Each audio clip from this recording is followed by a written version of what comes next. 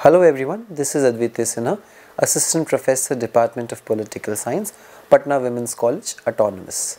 आज हम एक ऐसे टॉपिक से डील करेंगे जो हर दिन आपके अखबारों में छपता ही रहता है और जिसके बिना शायद आपके कोई भी अखबार एक भी दिन कंप्लीट ना हो, पॉलिटिकल पार्टीज़।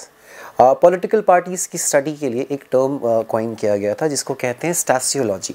ड्यूवर्जर करके एक पॉलिटिकल साइंटिस्ट थे, इन्होंने 1951 में स्टैसियोलॉजी शब्द जो है वो कॉइन किया था।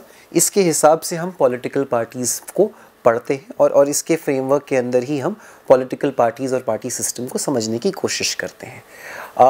पार्टीज़ के क्या अगर बेसिक डेफिनेशन देखें तो कोई भी एक ऐसा ग्रुप जो एक साथ मिल करके पॉलिटिकल पावर गेन करने के लिए इलेक्टोरल मीडियम को अपनाता है वो पॉलिटिकल पार्टी है। जनरली हर एक देश में जहाँ भी इलेक्शंस होते हैं डेमोक्रेटिकली, वहाँ पे एक कोई ना कोई कंडक्टिंग एजेंसी होती है। जैसे इंडिया में अपनी इलेक्शन कमीशन ऑफ इंडिया है, वैसी कोई ना कोई एक एजेंसी इन पॉलिटिकल पार्टीज़ को एक कोई ना कोई टैग या रिकग्निशन देती है। तो जनरली पॉलिटिकल पार्टीज़ को अगर डिफ़ाइन करें तो कोई भी एक ऐसा ग्रुप या बॉडी जो कि उस देश की इलेक्शन कंडक्टिंग अथॉरिटी ने जिसको मान्यता दे रखी हो और वो पावर में आने के लिए इलेक्शंस लड़ रही हो, ऐसे किसी भी ग्रुप को हम पॉलिटिकल पार्टी कह सकते हैं। सारी पॉलिटिकल पार्टीज़ में दुनिया भर में एक चीज़ कॉमन है कि हर एक पॉलिटिकल पार्टी जो है वो कार्ड कैरिंग मेंबरशिप यूज़ करती है। अगर आप किसी पॉलिटिकल पार्टी के मेंबर बनते हैं तो कोई ना कोई आपको आइडेंटिफिकेशन के लिए कार्ड देते हैं। और इसके अलावा सारी पॉलिटिकल पार्टीज़ के अंदर कुछ ना कुछ आइडियोलॉजिकल आइडियाज़ जो हैं वो बेयर मिनिमम बेसिक्स होते हैं जिनके बेसिस पे लोग एक साथ आते हैं। पॉलिटिकल पार्टीज़ के कॉन्टेक्स्ट में अगर हम ये देखें कि पॉलिटिकल पार्टीज़ करती क्या है, तो जो सबसे पहला काम पॉलिटिकल पार्टीज़ करती हैं वो है रिप्रेजेंटेशन। हमारे यहाँ जितने भी लोग हैं उन सबको पॉलिटिकल पार्टीज़ रिप्रेजेंट करती हैं, अलग अलग सेक्शंस को, अलग अलग फैक्शंस को, स्टेट्स को, लैंग्वेजेस को या कम्युनिटीज़ को। तो पॉलिटिकल पार्टीज़ का जो पहला काम है वो रिप्रेजेंटेशन है लोगों का। दूसरा उनका काम होता है कि वो एलीट फॉर्म करती हैं सोसाइटी के। आप रोज़मर्रा के जीवन में देख लीजिए, आपके न्यूज़पेपर्स में अक्सर नेताओं की फ़ोटो ज़िंदगी एक एलीट की तरह पोर्ट्रे की जाती है। तो सोसाइटी का जो एलीट का फॉर्मेशन है वो भी पॉलिटिकल पार्टीज़ का काम होता है। सोसाइटी के लिए नैरेटिव सेट करना और सोसाइटीज़ के लिए गोल फॉर्मेशन, ये अगला काम होता है किसी भी पॉलिटिकल पार्टी का। इसके अलावा पॉलिटिकल सोशलाइजेशन और इलेक्टोरल मोबिलाइजेशन, ये दोनों बहुत इंपॉर्टेंट काम हैं जो पॉलिटिकल पार्टीज़ करती हैं। इंडिया में क्योंकि एक पार्लियामेंट्री सेटअप है तो यहाँ पे हमारा जो एग्जीक्यूटिव और लेजिस्लेचर है इन दोनों को लिंक करने का काम हमारे यहाँ पॉलिटिकल पार्टीज़ करती हैं। और हमारे यहाँ जो पार्लियामेंट है और हमारे यहाँ जो एग्जीक्यूटिव में प्राइम मिनिस्टर और मिनिस्टर्स होते हैं उनके बीच का जो लिंक है वो हमारे यहाँ पॉलिटिकल पार्टीज़ है।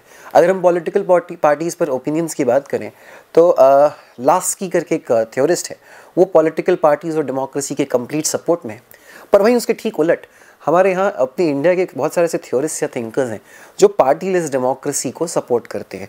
इनमें महात्मा गांधी हैं, एम.एन. रॉय हैं और जयप्रकाश नारायण हैं। इनका कहना है कि डेमोक्रेसी होनी चाहिए पर वो पार्टीलेस होनी चाहिए। हालांकि दुनिया भर में आजकल पार्टीज़ व पॉलिटिकल पार्टीज़ का होना एक सिने क्वा नॉन है जिसके बिना काम नहीं हो सकता। मतलब वो एक बेयर मिनिमम बेसिक है जो जिसके साथ डेमोक्रेसीज फंक्शन करती हैं। अब आते हैं पॉलिटिकल पार्टीज़ के फीचर्स पे। इंडिया में पॉलिटिकल पार्टीज़ बहुत सारे ऐसे फीचर्स दिखाती हैं जो बाकी जगह नहीं दिखते। इंडिया में आइडियोलॉजी उतना बड़ा कंसर्न नहीं है पॉलिटिकल पार्टीज़ के लिए। इनफैक्ट पावर ओरिएंटेशन जो है पार्टीज़ का वो बहुत ज़्यादा इंडिया के कॉन्टेक्स्ट में दिखता है। और उसके साथ ही किसी भी पॉलिटिकल पार्टी के अंदर करेंटली इंडिया में कोई प्रॉपर डेमोक्रेटिक सेटअप नहीं है, जिस वजह से आपको लोकल लोगों के बीच में और जो पूरा हायरार्की है किसी भी पॉलिटिकल पार्टी का उसके बीच में एक डिस्कनेक्ट सा दिखता है। अगर हम बात करें कि कितने टाइप की पॉलिटिकल पार्टीज़ होती हैं तो अलग अलग क्लासिफिकेशन है। जवाहरलाल नेहरू ने अपने हिसाब से क्लासिफिकेशन दिया, बी.एल. फाड़िया की किताब में उन्होंने एक क्लासिफिकेशन दिया है। पर हम ऑफिशियली जिस क्लासिफिकेशन को मानते हैं वो है हमारा इलेक्शन कमीशन ऑफ इंडिया का दिया हुआ classification. Election commission of India के हिसाब से पॉलिटिकल पार्टीज़ 3 टाइप्स की होती हैं। सबसे पहले आती है national political parties, national political parties के बाद आती हैं रीजनल या स्टेट पॉलिटिकल पार्टीज़, फिर आती हैं रिकग्नाइज्ड पॉलिटिकल पार्टीज़। स्टार्ट करते हैं नेशनल पॉलिटिकल पार्टीज़ से। नेशनल पॉलिटिकल पार्टी बनने के लिए कुछ सर्टेन एजेंडा क्राइटेरियाज़ हैं जो फिक्स्ड हैं। इन क्राइटेरियाज़ के बेसिस पर ही उन्हें चूज़ किया जाता है। जो इसमें सबसे पहला क्राइटेरिया है वो ये है कि किसी भी पार्टी को 2% सीट्स जो हैं वो लोकसभा में 3 डिफरेंट स्टेट्स से जीतनी चाहिए। अगर आप एक पॉलिटिकल पार्टी हैं, आपने लोकसभा के चुनाव में इलेक्शन लड़ा, आपको जो है 2% सीट्स आई लोकसभा में और ये 2% सीट्स 3 अलग अलग स्टेट्स से थी, तो अब जाकर के हम ये मान सकते हैं कि आप एक नेशनल पॉलिटिकल पार्टी हैं।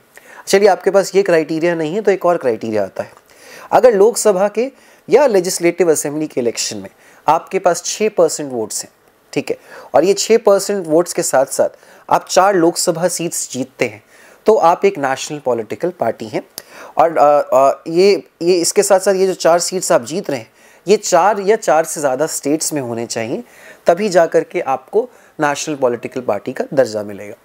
जो तीसरा क्राइटेरिया है, ये क्राइटेरिया कहता है कि अगर आपको 4 स्टेट्स में स्टेट पार्टी होने का दर्जा अगर मिल जाता है, तो आप एक नेशनल पॉलिटिकल पार्टी बन सकते हैं। अगर हम करंटली इंडिया में देखें तो कुल मिलाकर के 6 नेशनल पॉलिटिकल पार्टीज़ हैं।